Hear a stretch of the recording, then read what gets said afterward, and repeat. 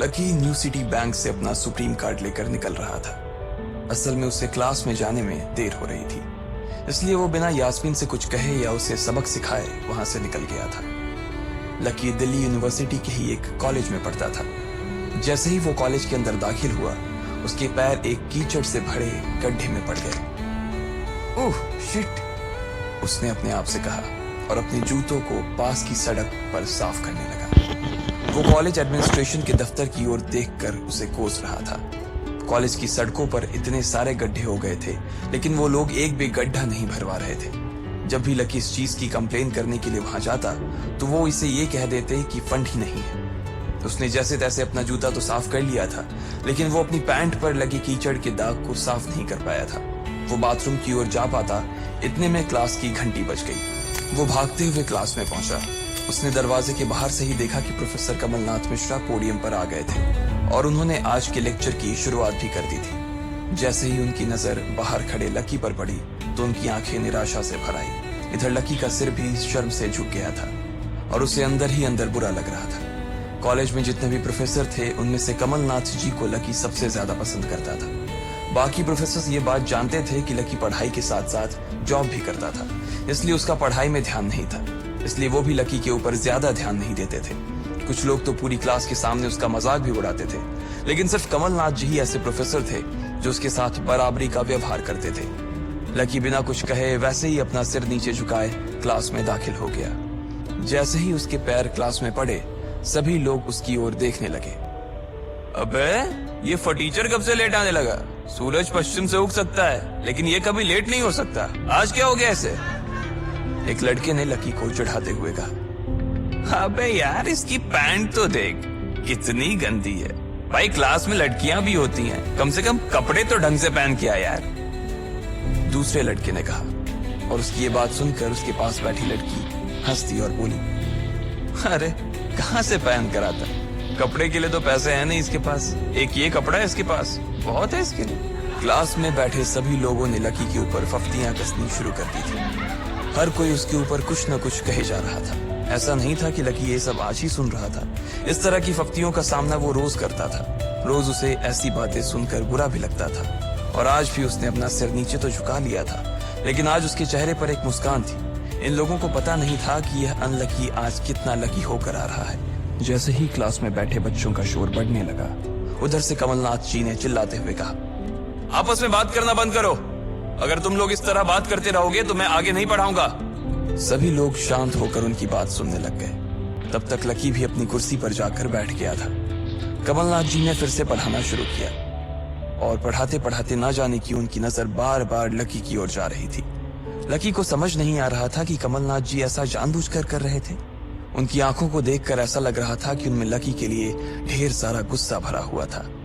उसे ऐसा लग रहा था कि शायद वो अपने प्रोफेसर की उम्मीदों पर खरा नहीं उतर रहा था। थोड़ी ही देर में कमलनाथ जी की क्लास खत्म हो गई। बच्चों, आज की क्लास यही खत्म होती है। कल आप सबको क्या काम करके लाना है वो मैंने यहाँ लिख दिया है। कल मिलते हैं आप सबसे, कमलनाथ जी ने कहा और क्लास के बाहर चले गए। जैसे ही वो बाहर गए, पीछे वाले दरवाजे से किसी की आवाज आई, डिम्पल। जैसे ही वो आवाज सबके कानों में पड़ी, सब लोग क्लास के पीछे वाले दरवाजे की ओर देखने लगे। वहां कोई और नहीं बल्कि डिम्पल का नया बॉयफ्रेंड राहुल खड़ा था। ये लोग राहुल को अच्छी तरह से जानते थे। राहुल ने दरवाजे से झांक कर देखा तो वहां कोई नहीं था। वो धीरे धीरे कमरे में दाखिल हुआ और सीधा डिम्पल के पास चला गया। डिम्पल खिड़की के पास बैठी हुई थी। जैसे ही राहुल उसके पास पहुंचा, डिम्पल ने अपने हाथ उसकी गर्दन में किसी हार की तरह डाल दिए और उसकी बाहों में झूम उठी। उधर राहुल ने भी डिम्पल को सबके सामने चूम लिया था। ये नजारा देखते ही सबकी नजरें लकी के ऊपर जा टिकी। सबको अभी तक तो यही पता था कि डिम्पल लकी की गर्लफ्रेंड है। किसी को इस बात की खबर नहीं थी कि उन दोनों का ब्रेकअप हो गया था। डिम्पल को राहुल की बाहों में देखकर लकी के तन बदन में आग तो लग गई थी, लेकिन फिर भी वो शांत होकर वहीं बैठा हुआ था और उसने अपने गुस्से पर काबू कर लिया था। अरे भाई लकी, क्या हो रहा है ये सब? डिम्पल राहुल के साथ कैसे? उसके एक दोस्त ने आकर लकी से कहा, होने देना यार, जो हो रहा है छोड़ना। लकी ने कहा, उसका इस बारे में किसी से बात करने का कोई मन नहीं हो रहा था। अरे भाई, तुझे पता है वो राहुल कितना चालू आदमी है। अभी तक इस कॉलेज की 5 लड़कियों को फंसा चुका है और ये डिम्पल छठी है। लकी के दोस्त प्रीतम ने उससे कहा, उसकी ये बात सुनते ही लकी ने प्रीतम को घूर कर देखा। प्रीतम को लगा कि लकी को उसकी बात का बुरा लगा था, लेकिन अगले ही पल वो उसे देखकर मुस्कुराया और बोला, कोई बात नहीं भाई, सबकी अपनी अपनी लाइफ है। ये कहकर लकी डिम्पल की ओर देखने लगा, जो कि राहुल की बाहों में इतरा रही थी। वो जानती नहीं थी कि लकी चाहता तो यहीं खड़े खड़े राहुल और उसके पिता को उनके कारोबार समेत खरीद सकता था। उधर जैसे ही राहुल और डिम्पल की नजर भी लकी पर पड़ी तो वो जानबूझकर उसे छेड़ने के लिए उसके सामने से गुजरने लगे। अच्छा लकी, सुनना जरा। अचानक से डिम्पल लकी के सामने रुकी और बोली। उसने अभी भी राहुल की कमर में अपना एक हाथ डाल रखा था। फिर उसने अपने दूसरे हाथ से अपना मोबाइल निकाला और उसका कवर खोलकर लकी के मुंह पर फेंक दिया और बोली, अब क्योंकि मैं तुम्हारे साथ नहीं हूँ इसलिए मुझे तुम्हारे इस बेकार से कवर की कोई जरूरत नहीं, इसे तुम अपने पास रख सकते हो। लकी ने उससे कुछ नहीं कहा और नीचे गिरा वो कवर उठाकर अपनी टेबल पर रख दिया। बेबी, इसने तुम्हें कवर गिफ्ट किया? कवर कौन गिफ्ट में देता है भाई? राहुल ने उसके सामने ही डिम्पल से कहा। राहुल लकी को नीचा दिखाने का एक भी मौका अपने हाथ से जाने नहीं देना चाहता था। लकी अंदर ही अंदर मुस्कुरा रहा था। डिम्पल ने राहुल की ओर देखा और बोली, बेबी, बात यह है कि जिसकी मोबाइल खरीदकर गिफ्ट करने की औकात नहीं होगी वो सिर्फ कवर ही तो गिफ्ट कर सकता है ना, और क्या। कोई बात नहीं बेबी, मैं आज ही तुम्हें एक नया फोन दिलवाता हूँ। आ जाओ, चलते हैं कनॉट प्लेस और वहां से लाते हैं बेबी के लिए एक नया फोन, राहुल ने कहा। लकी का मन तो यही कर रहा था कि वो जोर से राहुल के ऊपर हंसे, लेकिन उसने अपनी हंसी को रोक लिया था। हाँ बेबी, हमने एक पहले नया फोन खरीदेंगे और फिर उस फोन की पार्टी भी करेंगे, और उसके बाद आज, डिम्पल ने कहा और राहुल के चेहरे पर उंगलियां फिराने लगी। राहुल भी और लकी भी उसके इशारे को समझ गए थे। लकी जानता था कि ये सब सिर्फ उसे चिढ़ाने के लिए वो कर रही थी, लेकिन लकी को खुद के लिए नहीं बल्कि डिम्पल के लिए बुरा लग रहा था। वो मन ही मन ये सोच रहा था कि अगर डिम्पल बस थोड़ा सा और इंतजार कर लेती तो आज लकी उसके लिए फोन की पूरी दुकान खरीद कर रख देता। भाई, ये सब क्या हो रहा है? तेरे सामने ये सब हो रहा है और तू बस मुस्कुराया जा रहा है। गुस्सा नहीं आ रहा तुझे? प्रीतम ने लकी से पूछा। नहीं यार, जो हो रहा है अच्छा ही हो रहा है, जो होता है वो भी अच्छे के लिए होता है, इसलिए चल यार, छोड़, लकी ने कहा और फिर राहुल और डिम्पल की ओर देखने लगा। अब उन दोनों की नजर लकी के मुस्कुराते हुए चेहरे पर पड़ी तो वो अंदर से भवक गए। दोनों की दोनों ही ये सब सिर्फ और सिर्फ लकी को जलाने के लिए कर रहे थे, लेकिन वो तो ऐसे बैठा था जैसे उसका और डिम्पल का कोई रिश्ता ही नहीं था। जब अपनी इस बातों का लकी के ऊपर कोई असर होता नहीं दिखा तो डिम्पल राहुल से बोली, बेबी चलो यहाँ से। बेबी नहीं बेबी, हबी। आज से तुम मुझे हबी बोलोगी और मैं तुम्हें बोलूंगा मेरी प्यारी वाइफी, राहुल ने कहा और लकी के सामने ही डिम्पल को चूम लिया। ये देखते ही लकी थोड़ा सा जल भून तो गया और उसका जवाब भी वो राहुल को देना चाहता था, इसलिए उसने कहा, डिम्पल ये सब क्यों कर रही हो तुम? क्या दिखाना चाहती हो उससे? लकी को डिम्पल का ऐसा रूप देखकर उसी के लिए बुरा लग रहा था। राहुल की किसी बात का तो लकी के ऊपर कोई असर ही नहीं हुआ, लेकिन लकी की इस बात का राहुल को जरूर बुरा लग गया था। उसने गुस्से से अपनी नाक फुलाते हुए कहा, ओए फटीचर, ज्यादा बकवास करने की जरूरत नहीं है। आज के बाद अगर तूने मेरी डिम्पल के बारे में कुछ कहा या उसकी तरफ आंख उठाकर भी देखा ना तो मैं राजपथ पर तेरी परेड करवा दूंगा। रहने दे भाई, उसकी जरूरत नहीं पड़ेगी। मैं खराब चीज ना तो देखता हूँ और न उसके बारे में बात करता हूँ, लकी ने कहा और फिर से प्रीतम की ओर देखकर हंसने लगा। जिस तरह से लकी आज राहुल के मुंह पर जवाब फेंक कर मार रहा था, प्रीतम को तो विश्वास ही नहीं हो रहा था कि ये वही लकी है जो उसका दोस्त हुआ करता था। उधर राहुल उसका जवाब सुनकर गुस्से से लबरेज हो रहा था। वो लकी को सबक सिखाने के लिए अपना घूंसा तान कर उसकी दिशा में बढ़ा ही रहा था कि इतना ही में पीछे से एक लड़की की आवाज आई, डिम्पल। सब लोगों ने फिर से उस आवाज की ओर देखा। वहां पर एक थोड़े छोटे कद की लड़की खड़ी थी और वो गुस्से से डिम्पल की ओर देख रही थी। उसकी आंखों पर चश्मा लगा था और उसके बाल खुले हुए थे। अब तू हद से आगे बढ़ती जा रही है डिम्पल। लकी जैसे लड़के को छोड़कर तू इस एक नंबर के लफंगे लड़के के साथ पड़ी है। तुझे तो कॉलेज के किसी गड्ढे में जाकर डूब मरना चाहिए। साक्षी, क्या कह रही है तू? जुबान संभाल अपनी, डिम्पल ने कहा। राहुल के बारे में बुराई नहीं बल्कि लकी के बारे में अच्छी बातें सुनकर डिम्पल का मन खराब हो गया था। जब डिम्पल लकी के साथ थी तो उसकी साक्षी से भी अच्छी दोस्ती थी। साक्षी एक बहुत ही सुलझी हुई लड़की थी। जब भी डिम्पल और लकी के बीच किसी बात को लेकर झगड़ा होता तो डिम्पल उसे सुलझाने के लिए अक्सर साक्षी की मदद लेती थी। मैं जो कह रही हूँ ना, सही कह रही हूँ। तुझे सीरियसली शर्म आनी चाहिए डिम्पल। मैंने कभी नहीं सोचा था कि तू ऐसी लड़की निकलेगी। लकी जैसा बंदा ना तुझे कहीं नहीं मिलेगा, साक्षी ने कहा और एक कदम आगे आ गई। इधर लकी ने देखा कि साक्षी की बात सुनते ही राहुल के कान खड़े हो गए थे, लेकिन वो सच बोल रही थी, इसलिए राहुल भी कुछ नहीं कर सकता था। साक्षी लकी के पास आकर खड़ी हुई और बोली, तू इतनी जल्दी कैसे भूल गई यार? लकी तेरे लिए हर टफ टाइम में खड़ा रहा था। जब भी तू बीमार होती थी और तेरे खड़े होने की भी हालत नहीं होती थी तो बेचारा तेरे लिए खाना बनाता था, तेरे कपड़े धोता था और तो और तेरे लिए दवाई तक लेके आता था। तुझे याद है ना जब हम हिमाचल घूमने गए थे और तेरे पैर में मोच आ गई थी तो ये बेचारा अपनी नौकरी छोड़कर भागा भागा रात में हमारे पास आ गया था। इतना प्यार किया इसने तुझसे और तू इसे छोड़कर जा रही है, साक्षी ने कहा। अपने लिए साक्षी के मुंह से इतना सब कुछ सुन लेने के बाद लकी ने अपनी गर्दन नीचे झुका ली थी। उसे डिंपल के साथ बिताए वो सारे लम्हे याद आ रहे थे। वो डिंपल के ऊपर जान छिड़कता था। उसका बस चलता तो वो डिंपल को अपनी हथेलियों पर लेकर घूमता। भले ही उस वक्त उसके पास पैसे नहीं थे, लेकिन वो फिर भी डिंपल की छोटी सी छोटी डिमांड को पूरा करने के लिए अपनी जान लगा देता था। जो कवर डिंपल ने उसके मुंह पर फेंक कर मारा था, वो कवर को खरीदने के लिए लकी ने 3 दिन तक ओवर टाइम किया था।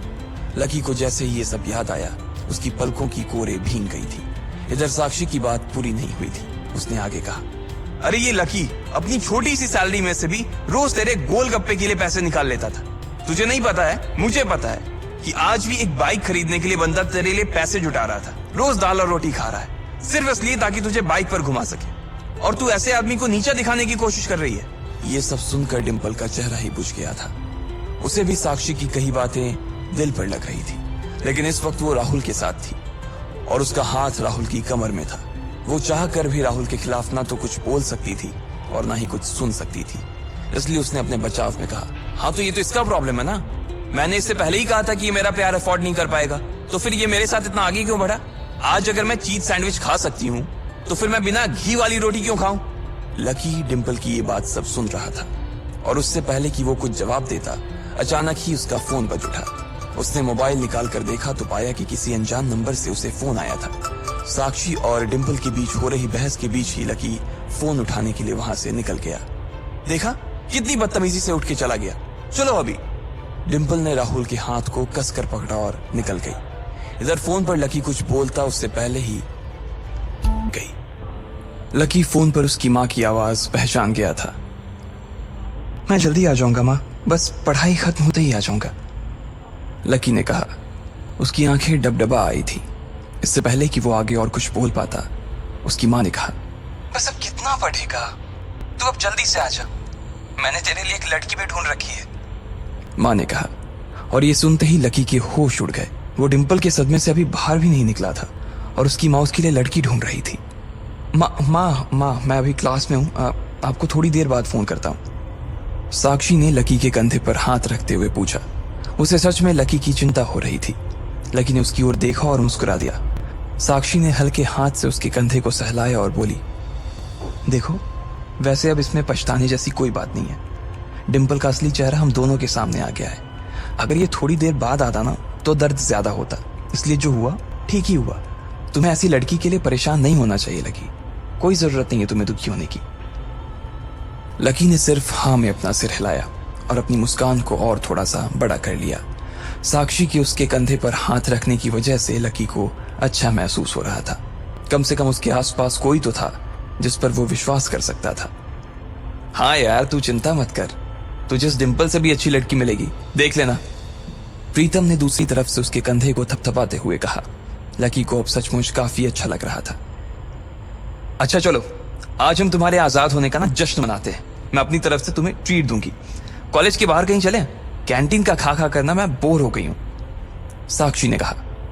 हाँ यार कैंटीन से तो मैं भी बोर हो गया हूं, प्रीतम ने कहा।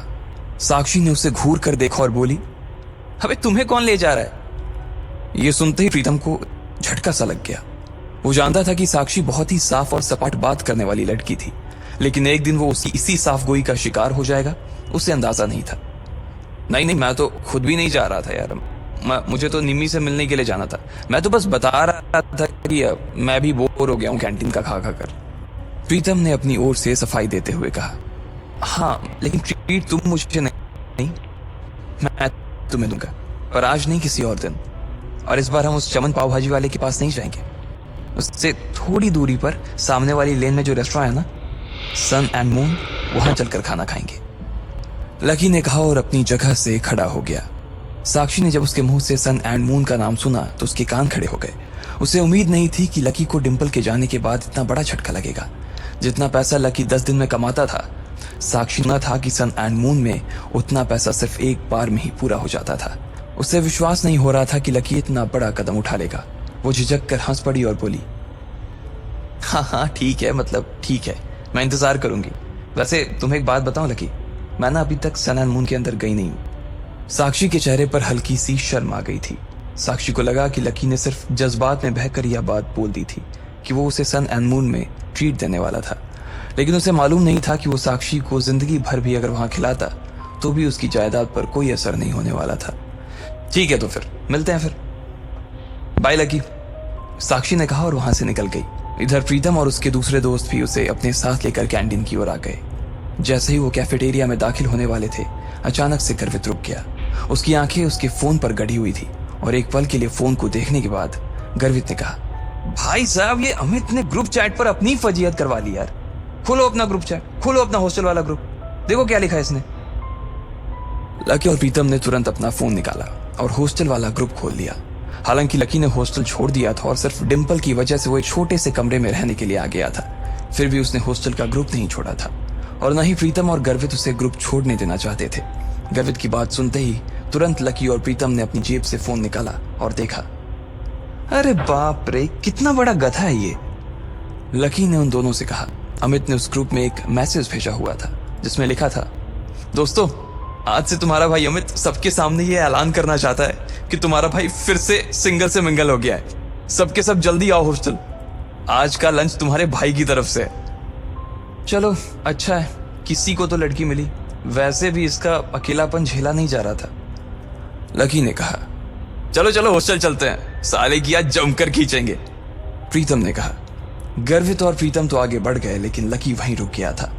वो उनके साथ आने में थोड़ा सा झिझक रहा था। अबे क्या हुआ, तू क्यों रुक गया, भूख नहीं लगी है, गर्वित ने पूछा। लगी है यार, पर तुम लोग जाओ, मैं यहीं कुछ खा लूंगा, लकी ने अपनी नजर बचाते हुए जवाब दिया। अरे अब यहां किसके साथ खाएगा, तेरे साथ खाने वाली तो भी किसी और के साथ खा रही है, इसलिए चलना भाई, हमारे साथ खा लेना। वैसे भी अमित ने पूरे ग्रुप को बुलाया है और पूरे ग्रुप में तू भी तो आता है, प्रीतम ने कहा। हाँ, पर लकी के पास इससे आगे कहने को कुछ नहीं बचा था। उसका मन तो उन दोनों के साथ जाने का बहुत कर रहा था, पर वो फिर से हॉस्टल नहीं जाना चाहता था। अब वो हॉस्टल का हिस्सा नहीं रह गया था, इसलिए उसे लग रहा था कि वहां खाना ठीक नहीं था। भाई मुझे मालूम है तू क्या सोच रहा है, लेकिन तुझे मालूम है कि हम क्या सोच रहे हैं, गर्वित ने कहा। क्या सोच रहा, लकी ने उत्साह में पूछा। प्रीतम और गर्वित दोनों मुस्कुराने लगे और लकी को देखकर बोले, आज के आज ही हम तेरा कमरा खाली कर देंगे, गर्वित ने कहा। क्यों क्यों खाली कर दोगे, लकी ने पूछा। क्योंकि तू फिर से हमारे साथ रहने के लिए आने वाला है साले, प्रीतम ने खुशी से उसके कंधे पर हाथ रखा और उसे खींचकर अपने साथ लाने लगा। लकी ये बात सुनकर खुश हो गया था। उसे लग रहा था कि डिंपल के जाने के बाद उस कमरे में वो अकेला हो जाएगा, लेकिन जब उसके ये दोस्त जिंदा थे तब तक वो उसे अकेले नहीं छोड़ने वाले थे। थैंक्स यार, तुम लोग हो तो मैं। इसके आगे लकी कुछ कह नहीं पा रहा था, लेकिन उसकी आंखों में दोस्तों के लिए प्यार साफ नजर आ रहा था।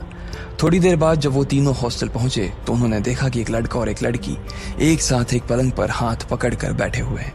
अरे अरे तुम लोग वापस आ गए, अमित ने चौंकते हुए लड़की का हाथ छोड़ा और तीनों को देखने लगा।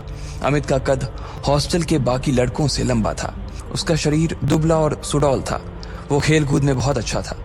बेबी ये मेरे दोस्त हैं, दोस्तों ये मेरी बेबी, मेरा मतलब है मेरी गर्लफ्रेंड है रोशनी, म्यूजिक सीख रही है, अमित ने कहा और रोशनी ने सबको हाई किया। फिर अमित बोला, रोशनी ये मेरे रूममेट्स हैं, गर्वित, प्रीतम और लकी। लकी अब हमारे साथ नहीं रहता, लेकिन हमारे दिल में अभी भी जिंदा है लकी, है ना लकी, अमित ने थोड़े मजाकिया अंदाज में कहा। हाँ अमित भाई, पहले नहीं रहते थे, लेकिन अब भाई साहब हमारे साथ फिर से रहने के लिए आ रहे हैं, इसलिए आपने इनके बिस्तर पर जो वे प्रोटीन के डब्बे जमा रखे हैं ना, उन्हें जरा हटा लीजिए, गर्वित ने कहा। ये सुनते ही अमित का चेहरा खुशी से खिल गया। वो चाहता तो यही था कि लकी, जो कि उन सब की जान था, वापस आ जाए, लेकिन वो ऐसे अचानक से वापस क्यों आ रहा था इस बात का उसे अंदाजा नहीं था। इसलिए उसने पूछा, पर क्या हुआ भाई, लैंडलॉर्ड से लड़ाई वड़ाई हो गई क्या? नहीं यार, ऐसा कुछ नहीं है, लकी ने धीमी आवाज में कहा।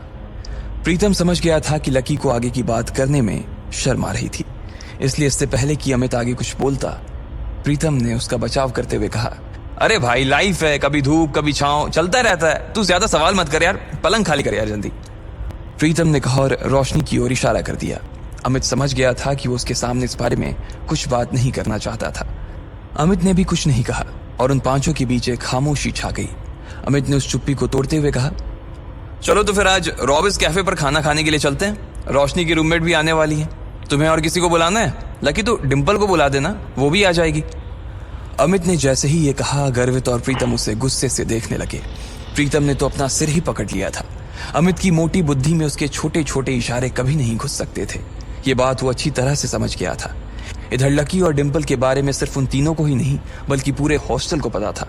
अमित को यह बात मालूम थी कि लकी डिंपल को कभी किसी अच्छी जगह खाने पर नहीं ले जा पाता था, इसलिए उसने सोचा कि उसको ये मौका भी वो अपनी तरफ से ही दे दे।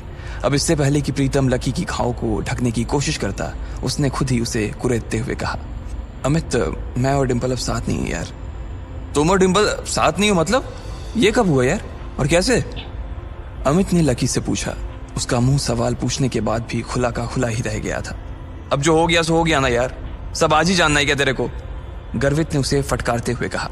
अमित समझ गया था कि इस बारे में बात करने के लिए सही मौका नहीं था।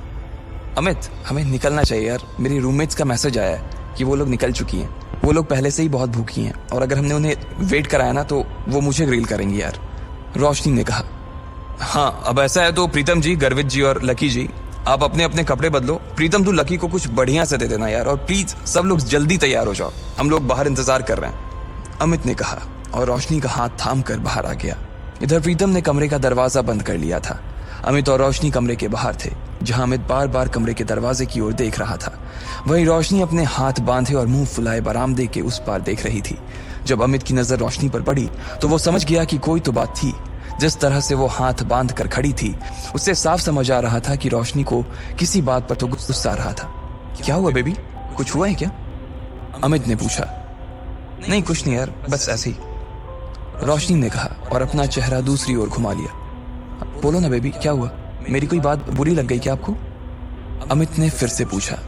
रोशनी ने एक बार के लिए उसे देखा और फिर एक गहरी सांस लेते हुए बोली, तुम्हें ऐसा नहीं लगता कि तुम्हारे ये जो रूममेट्स हैं ये बहुत ही एवरेज हैं? मतलब तुम खुद को देखो ना गर्वित की शक्ल अच्छी है, ना प्रीतम की पर्सनालिटी में कोई अपील है, और चलो लकी तो फिर भी थोड़ा बहुत अच्छा लगता है, लेकिन वो जिस तरह से रहता है, जिस तरह के कपड़े पहनता है, उससे साफ दिखता है कि उसकी जेब टाइट है। अब ऐसे लोगों को मैं अपने रूममेट्स के सामने कैसे ले जाऊंगी यार, बताओ? अमित को उसकी बात सुनकर मन ही मन काफी अजीब लगा। हम सिर्फ खाना खाने ही तो जा रहे हैं, हम कोई ब्लाइंड डेट थोड़ी सेट कर रहे हैं इनके और तुम्हारे रूममेट्स के बीच, तो तुम फिर इतना परेशान क्यों हो रही हो? तुम्हें ऐसा लग रहा है कि मेरे रूममेट बाहर इतनी दूर इतनी धूप में सिर्फ खाने के लिए आ रही हैं? अमित तुम सच में डम हो। अरे उन्होंने भले ही मेरे फेस पर ये बात ना कही हो, लेकिन मैं जानती हूँ ना कि वो सिर्फ तुम्हारे रूममेट्स के लिए मिलने आ रही हैं। क्या पता किसी को कोई पसंद आ जाए तो। मैंने तुम्हारी फोटो दिखाई थी, तुम्हें देखते ही सबकी जुबान ऐसे ही लप होने लगी थी और उन्हें लगा कि तुम्हारे रूममेट्स भी तुम्हारे जैसे ही होंगे, इसलिए वो भी मुझे उन सबको भी खाने पर लाने के लिए कह रही थी। रोशनी ने चिढ़ते हुए कहा, हाँ बेबी सॉरी, मुझसे गलती हो गई, मैंने तुम्हें बताया नहीं कि मेरे रूममेट्स बायोलॉजी सेक्शन से हैं। अमित ने कहा, असल में वो था सपोर्ट कोटा से, लेकिन वहां पर जगह नहीं थी, इसलिए उसे लकी की डोरमेट्री में शिफ्ट कर दिया गया था। अब इससे मैं क्या करूं? तुम ये सब मुझे अब बता रहे हो। मैं लंच ही कैंसिल कर देती हूँ, बोल दूंगी कि अमित का ट्रेनिंग सेशन शुरू हो गया है। रोशनी ने फिर से चिढ़ते हुए कहा, अरे नहीं यार नहीं, प्लीज ऐसा मत करो। अमित ने उसके आगे हाथ जोड़ते हुए कहा, अगर ऐसा हो जाता तो प्रीतम और गर्वित उसकी नाक में दम कर दे। वो दिखता पहलवान सा था, लेकिन उसे इन दोनों से बहुत डर लगता था। तो फिर ठीक है, अब वहां इनके साथ जो कुछ होगा ना उसके लिए तुम मुझे ब्लेम मत करना प्लीज, रोशनी ने कहा। और इससे पहले कि अमित उससे आगे कुछ कह पाता, रोशनी का फोन बज उठा। हेलो, हाँ कोयल, अच्छा तुम लोग पहुंच गए? हाँ इतनी भी क्या जल्दी है यार, जब तुम मिलोगी तो खुद ही देख लेना। अच्छा तुम्हारे सिर पर चोट? अच्छा ठीक है, हम बस आ ही रहे हैं, रोशनी ने कहा और फोन रख दिया। ये कोयल वही कोयल थी जो आज सुबह ही लकी से बैंक में टकराई थी। वो रोशनी की बहुत अच्छी दोस्त थी और इन सब में सबसे अमीर। इतने में गर्वित, प्रीतम और लकी कमरे से बाहर आ गए। इधर 3 सुंदर सी बन ठन के आई हुई लड़कियां एक टेबल पर पहले से ही बैठी हुई थीं। उनकी शक्ल, सूरत और कपड़े देखकर ये पता चल रहा था कि वो पैसे वाले घरों से थी। उनमें से एक लड़की का चेहरा छोटा और गोल सा था। आंखें बड़ी बड़ी और चमकीली सी थी। उन तीनों में सबसे सुंदर वही थी। कोयल, तुम्हारे सिर पर लाल सा क्या लगा हुआ है? कहीं कोई चोट वोट लगी थी क्या? एक लड़की ने कोयल से पूछा। कोयल ने तुरंत अपना फोन निकाला और फिर अपने सिर पर लगी चोट को देखने लगी और कहा, हाँ यार, आज सुबह मैं अपने पापा के साथ न्यू सिटी बैंक गई हुई थी, तो वहां पे एक गधे से टकरा गई। इतना बेवकूफ आदमी ना मैंने अपनी जिंदगी में नहीं देखा। मन तो कर रहा था उसका मुंह नोच लूं। कोयल ने कहा। अब इधर कोयल लकी को कोस रही थी, जबकि दोनों इस बात से अनजान थे कि फिर से उनका सामना होने वाला है। आखिर क्या धमाका होगा जब कोयल और लकी फिर से एक दूसरे के सामने आएंगे? क्या वो लकी की इंसल्ट करेगी, वो भी उसके दोस्तों के सामने, या फिर लकी उससे इस बार जवाब देगा? अगर उससे एक ग्रुप फोटो खिंचवाने ही वाली थी कि तभी रोशनी, अमित, प्रीतम, गर्वित और लकी अंदर आ चुके थे। इससे पहले कि लकी पूरा अंदर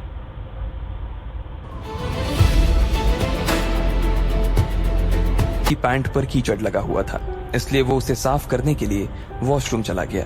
इधर प्रीतम, गर्वित ने जैसे ही कोयल, दिशा और मानसी को देखा, उन दोनों की आंखें फटी की फटी रह गई।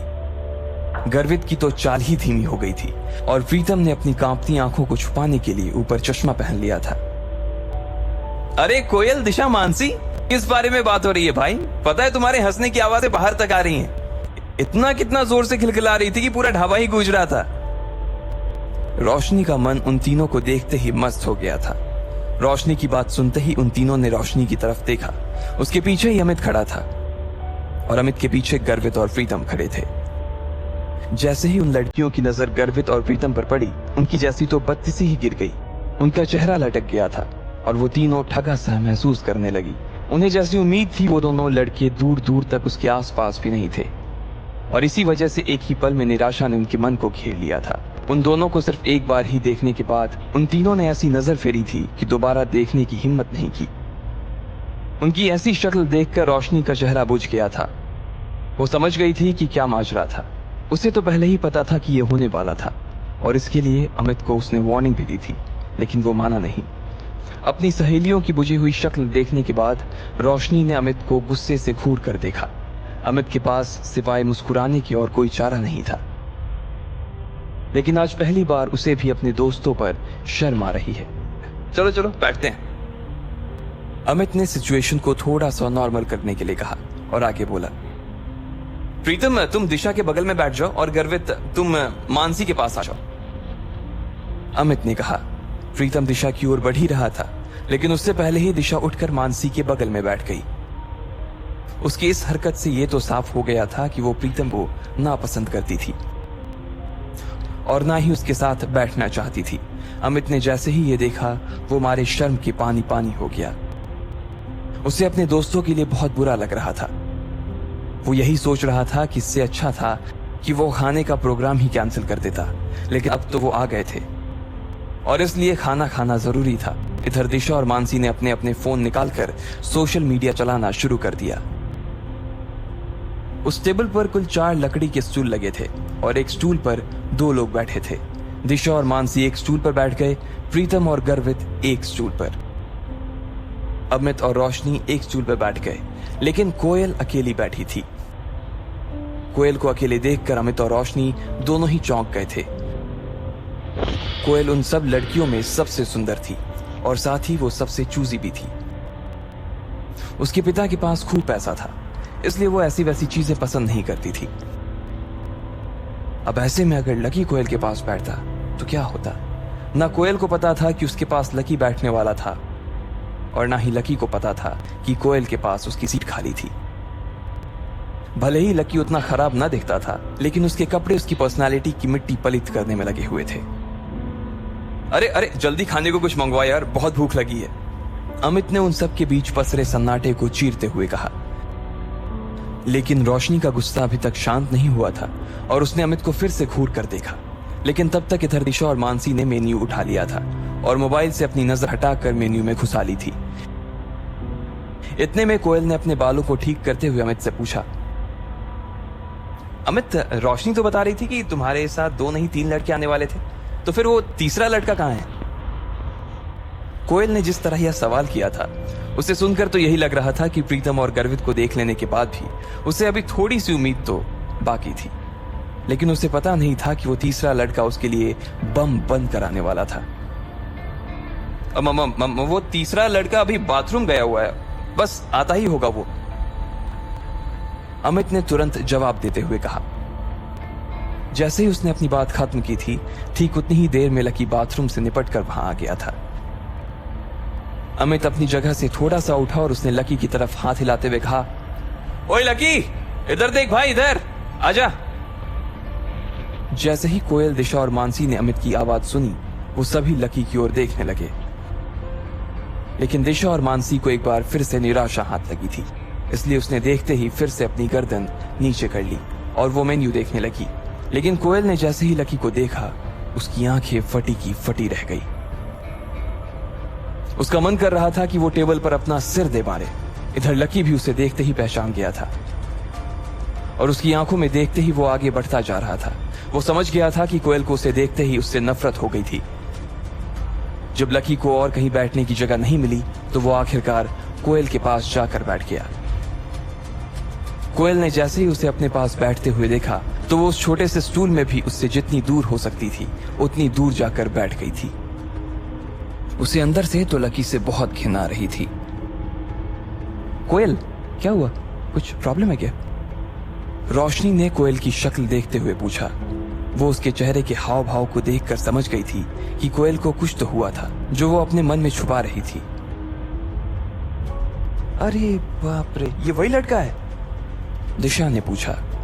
इसको देखकर तो ऐसा ही लग रहा है कि इसने वही कपड़े पहने हुए हैं जैसा तुमने इसे बैंक में पहने हुए देखा था, मानसी ने कहा और दोनों ही लकी को ऊपर से नीचे तक देखने लगे। अरे तुम लोग एक दूसरे के अंदर ऐसे घुस कर आखिर किस बारे में बात कर रहे हो भाई? रोशनी ने पूछा। उसे समझ नहीं आ रहा था कि अचानक ही लकी के आने से ऐसा क्या हो गया था जो उस टेबल पर बैठी बाकी की लड़कियां भी कुछ कुछ बातें करने लगी थी। रोशनी को लगा कि कहीं ऐसा तो नहीं कि उन तीनों में से किसी एक को लकी पसंद आ गया था। लेकिन दिशा ने कोयल और लकी के बीच हुई उस टक्कर के बारे में रोशनी को बताया तो उसकी आंखें खुल गई। जब लकी के बारे में ये सब बातें की जा रही थी, तब सब लोग लकी को घूर कर देख रहे थे। प्रीतम, अमित, रोशनी, गर्वित और कोयल, सभी की नजर लकी के ऊपर टिकी हुई थी। सबके मन में ढेर सारे सवाल थे। उन्हें यह लग रहा था कि आखिर लकी को न्यू सिटी बैंक में जाने की जरूरत क्या थी, या जब वो गया तो उसे कितनी शर्मिंदगी का सामना करना पड़ा होगा। वहीं रोशनी के मन में यह चल रहा था कि लकी के आने की वजह से कहीं कोयल उठ के ना चली जाए। वो जानती थी कि कोयल कितनी चूजी थी और इतना सब हो जाने के बाद वो लकी के साथ एक स्टूल पर खाना तो नहीं खा सकती थी। इधर कोयल ने एक ठंडी सी मुस्कान के साथ रोशनी को देखा और बोली, रोशनी, तुम अपने बॉयफ्रेंड के साथ मजे करो, मुझे थोड़ा सा काम, इसलिए मैं निकल रही हूँ, जा रही हूँ, बाय। कोयल ने कहा और बिना किसी की इजाजत का इंतजार किए वो वहां से उठ गई। रोशनी को तो पहले ही से मालूम था कि ऐसा कुछ होने वाला था, फिर भी उसने कोयल को रोकने की कोशिश की थी, मगर वो नहीं रुकी। रोशनी का गुस्सा भरा चेहरा देखकर इधर अमित अपने आप को कोस रहा था कि आखिर वो इन लोगों को अपने साथ क्यों लेकर आया। लकी ने जब देखा कि सारी गड़बड़ उसकी वजह से हो रही थी और कोयल लगभग दरवाजे पर पहुंच गई थी, तो वो जोर से चिल्लाया और बोला, रुको। उसकी आवाज सुनते ही सब चौंक गए थे। कोयल भी जाते जाते एक सेकंड के लिए दरवाजे पर ही रुक गई थी। लकी को अंदर ही अंदर बहुत बुरा लग रहा था। एक तो उसे ये बात चुभ रही थी कि आज उसकी वजह से कोयल को वहां से भूखे उठकर जाना पड़ रहा था, और दूसरी बात उसे यह खल रही थी कि उसके आसपास की दुनिया और उसके आसपास के लोग सिर्फ और सिर्फ पैसे के पीछे पागल थे। इससे पहले कि कोयल दरवाजे के बाहर निकल पाती, लकी ने उसे आवाज देते हुए कहा। लकी की आवाज सुनकर कोयल ने गुस्से में कहा, क्या है, क्या है, फिर से मुझसे टकराना चाहते हो? कोयल ने लकी से बात करते हुए कहा। लकी उसकी ओर देखकर मुस्कुराया और बोला, बैंक में जो कुछ हुआ उसके लिए मैं बैंक में ही माफी मांग चुका हूं। देखो, मुझे नहीं मालूम था कि तुम्हें मेरी गलती की वजह से ऐसी चोट आ जाएगी। I am really sorry. Koyal की नजर लकी की ओर नहीं देख रही थी। भले ही लकी की बात सुनकर वो थोड़ा सा पिघल जरूर गई थी, लेकिन अभी भी उसकी घिन पूरी तरह से शांत नहीं हुई थी। कोयल ने कोई जवाब नहीं दिया और वहां से फिर से निकलने लगी। लकी ने उसे फिर से रोका और कहा, अरे तुम अपना ये पर्स वहां भूल गई थी, मैं तो बस यही देने आया था तुम्हें। इसमें तुम्हारा सिटी बैंक का वो सुप्रीम कार्ड होगा ना? लकी ने तिरछी नजरों से उसे देखते हुए कहा। कोयल मन ही मन सोच रही थी कि इस आदमी की न्यू सिटी बैंक का जब कोई कार्ड था ही नहीं, तो फिर इसे कैसे पता चला कि वहाँ कौन सा कार्ड चलता है। हो सकता है मैनेजर ने इसे भगाने से पहले समझा दिया होगा। कोयल ने अपने मन में सोचा और निकलने लगी। लकी अभी भी उसी जगह पर खड़ा था, जैसे ही कोयल दरवाजे से बाहर होने वाली थी, इतने में उधर से कोई रईस ज़्यादा सामने आया और कोयल से जानबूझकर टकरा गया। इडियट, देख कर नहीं चल सकते क्या? कोयल ने गुस्से में उस आदमी को देखते हुए कहा। उस आदमी ने काले रंग की टी शर्ट और हरे रंग की ट्राउजर पहनी हुई थी। उसके हाथ में कोई बहुत महंगी सी घड़ी भी थी और वो जिस तरह से कोयल को देख रहा था, उसकी शक्ल से साफ पता चल रहा था कि उसकी नीयत अच्छी नहीं थी। अरे बेबी, क्या हुआ? चोट लगी है? मलहम लगा दूं क्या? उस लड़के ने कोयल को छेड़ते हुए कहा। कोयल को उसकी उस बात पर बहुत गुस्सा आया। एक तो वो पहले ही सुबह अपनी चोट फूली नहीं थी और उसके बाद इस आदमी से टकराने के बाद उसका गुस्सा और बढ़ गया था। इतना कहते ही वो आदमी कोयल की दिशा में आगे बढ़ने लगा। लकी कोयल से थोड़ी ही दूरी पर खड़ा था। सभी लोग बस देखे जा रहे थे।